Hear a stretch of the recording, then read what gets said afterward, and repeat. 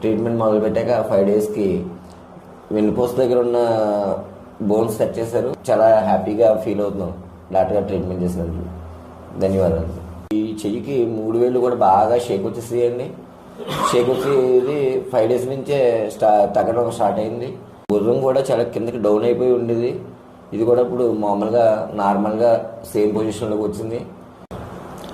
నమస్కారం అండి. రాజమండ్రి దగ్గరలో ఉన్న కడిమంది మాది. నా పేరు శ్రీనివాస్.